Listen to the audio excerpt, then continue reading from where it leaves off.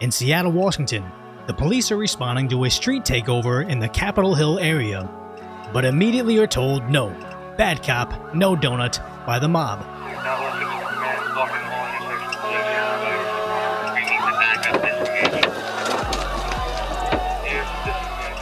Back up. Disengage. We need a backup as soon as possible.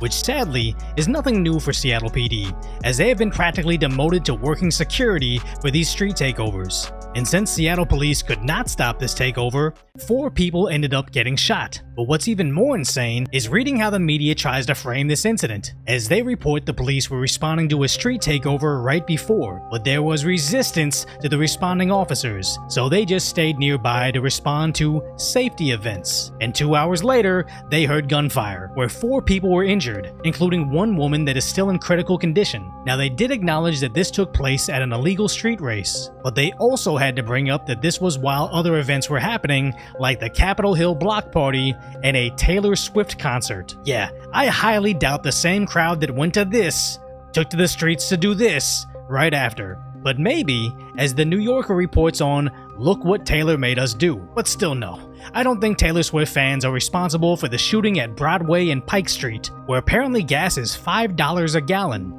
And on top of that, Show documents how Seattle is in the middle of a homeless drug turf war, and Jonathan Cho is still being attacked by random transients in the street.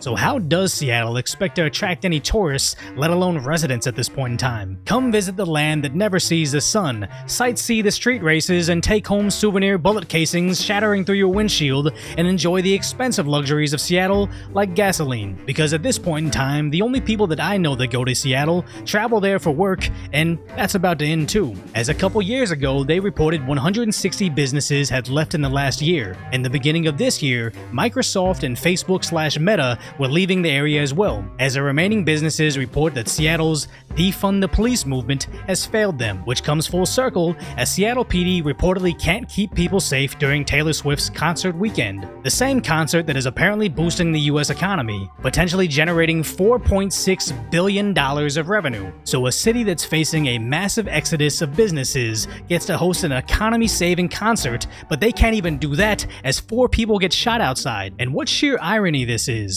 In a desperate attempt to create the liberal utopia that all these Democrats campaign on, they've actually managed to turn one of the most beautiful cities in America into not only the third world, but a 3rd century world, as they now resemble that planet in Star Wars with all those savage teddy bears.